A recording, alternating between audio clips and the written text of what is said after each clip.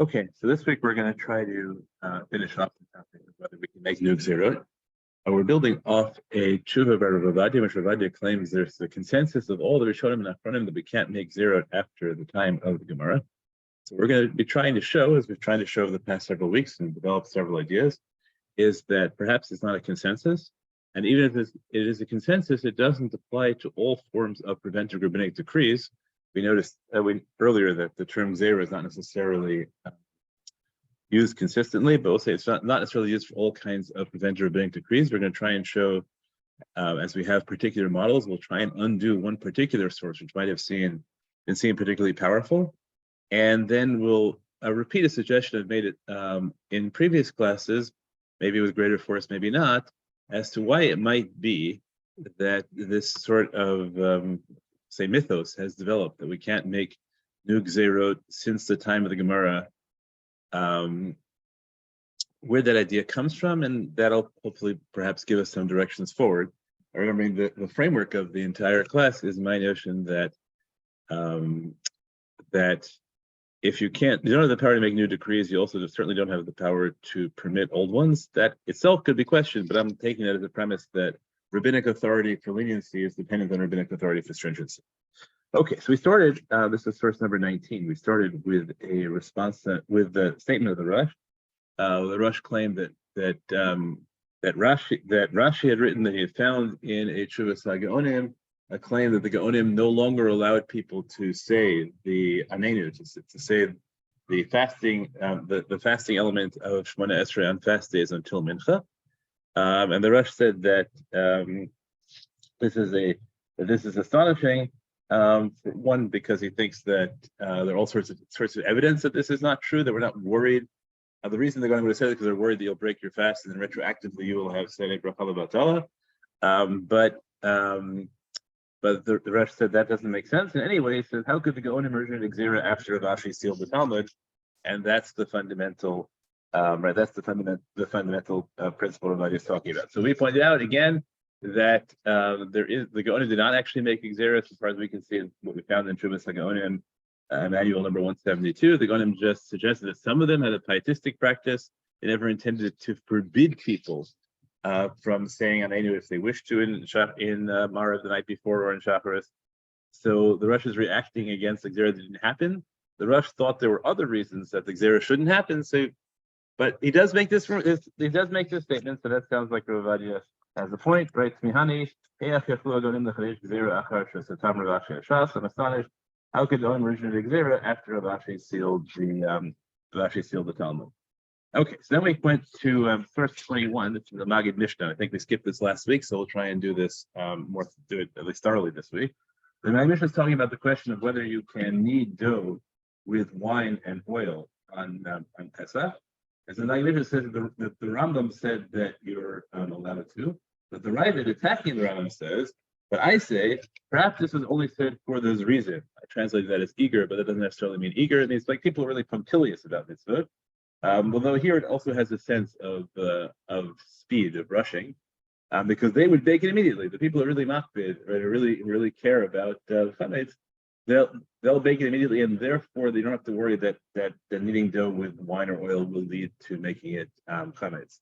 But to permit this to every person, as with dough that doesn't have such ingredients, the Rabbi says you can't possibly permit everyone to knead dough with wine and oil on Pesach. And the Magid Mishnah says that I say we ought not to be gozer Xerot out of our own minds. After the generation of the Geonim. Okay, so the first thing you notice immediately that the Magid Mishnah does not exactly say the same thing as the Rosh. But the Rosh says you can't make Xerot after Satam Rav Ashi Shas. You need to ask you the question: how could the Geonim make such a Xerot? And the Magid Mishnah says, well, of course the Geonim could make such a Xerot, but how can we make such a Xerot? So whether the Rosh and the Magid Mishnah are enunciating the same principle is certainly open to question. The language of mida'atenu is interesting. The Magid Mishnah introduces that as opposed to the Rosh who just says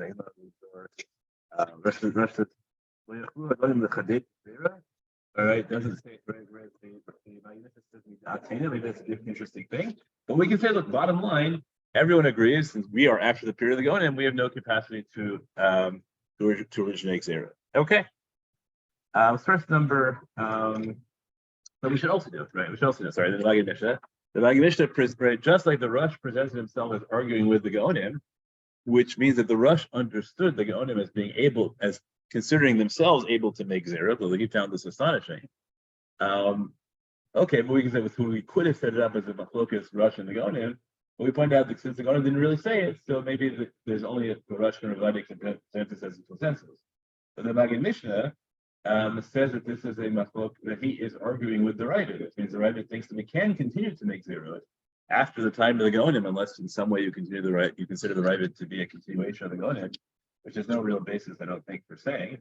So really, Ravadi at this point, what he has is a machloke between the Rambam and the Ravid about whether you can make zerot even after the Gaonim, and a statement of the Rosh that you can't make zerot after the time of the Gemara, which apparently both the Magid Mishnah and the Ravid disagree with, although in practice the Magid Mishnah ends up in the same place as the Rosh. Okay, then we go to the Shut Mari Brona. The Shut Mari Brona is talking about the question of whether a woman can immerse with a loose ring on her finger. And the Mari Brona says, well, look, this is a machlokas between the Rashba and the Ramban. But he says that the Torah rule that we hold, like the position that says that we don't make a decree whether getting the immersion of when the ring is loose, because we're afraid that the ring that you might miss. Therefore, someone will come to immerse when the ring is tight, and there'll be a chatzitza. Then he makes it much bigger. What he says that the whole dispute between the Rashba and the Ramban as to whether we make a decree is only about whether we should forbid a woman from going to mikvah when she has a loose ring on. But everybody agrees that if she already went to mikvah with a loose ring on, everybody agrees that that works. Meaning that the whole machlokas in the Rashba and the Ramban was only about whether to forbid her from doing it, not about whether to say post facto it was invalid. And so how do I know that? Because he says that's based on the Rosh. The Rosh says you can't make decrees after the time of the Gemara. The Gemara doesn't mention any decree to invalidate an immersion done with this ring, and therefore there cannot be a decree. There cannot be such a decree made by either the Rosh or the Ramban. So their argument must only be going forward. Their argument must only be about whether their argument must only be what we do in advance and not about what we do after the woman is bound to mikvah. So I'll point out that's really interesting because now we have a claim within he's following the Rosh. Within the Rosh, he says that you can make decrees that ban things, you just can't make decrees that invalidate them. Now that's an interesting claim to make based on the Rosh, because the Rosh's whole claim was about the Onim forbidding you from saying something, not saying that you weren't Yotzei if you did do it. So it doesn't, Rabbi Brona's argument doesn't really fit the case of the Rosh, because the Rosh, in fact, said you can't make a decree, and that decree was a banning decree, and yet the Rabbi Brona says, of course you can make banning decrees. You only can't make invalidating decrees. So it's a little puzzling to figure out how the Mari Brona fits with the Rosh. And in terms of Rav Avadia's argument, so the Mari Brona certainly doesn't support a thesis that we couldn't forbid you to read by electric light on Shabbat because that the Gemara didn't ban that, because that's a preventive decree. The most that the Mari Brona can prove is that if you found a way in which having read by lamplight could reading something was halachically necessary, and we now claim, okay, since it was forbidden to read, but there is no such case really. So something what we have right now is we have a Rosh who believes himself to be a machlokas geonim, that whether you can make decrees after the time of the Talmud, but maybe that he's mistaken in believing the geonim disagreed with him, so it's just the Rosh. We have the Magid Mishnah who, at this point, we think correctly understands himself to be taking sides in a machlokas between the Rambam and the Ravid, in which the Ravid says you can make such decrees, and the Ravid thinks you can make such decrees even after the geonim. Whereas the Magid Mishnah only says you can't make it after the Gonim. So it's certainly not online with the Rosh. And Rabbi Brona, who thinks he's following the Rosh, and therefore interpreting a machlokas in the Rashba and the Ramban, which we don't know if he's interpreting, we can't guarantee whether he's interpreting it correctly or not, but let's assume he is. But even so, he introduces a whole new distinction between preventive decrees and invalidating decrees, and he thinks the Rosh applies only to invalidating decrees. If I understand him correctly, although I point out maybe I'm making a mistake because the Rush seems to me clearly to be dealing with prohibited liquors. Okay, so that brings us to source 23, which is Rabba's work of Kartik Eretz on Mishnah Chala. So there's a right. So Mishnah Chala says that that if you have Paris fruits from the diaspora that enter Eretz Yisrael, so they're obligated to Chala. What about the other way around? What about Paris Eretz Yisrael that go out to Chutz La'aretz? So Rabbi Cheses says they're chayav in Chala, and Rabbi Akiva says that you don't have to take Chala from fruits grown in Eretz, grains grown in Eretz Yisrael, if right now you and the grains are in Chutz La'aretz. And the Yerushalmi gives rationale for Rabbi Akiva says your example because he quotes a pasuk.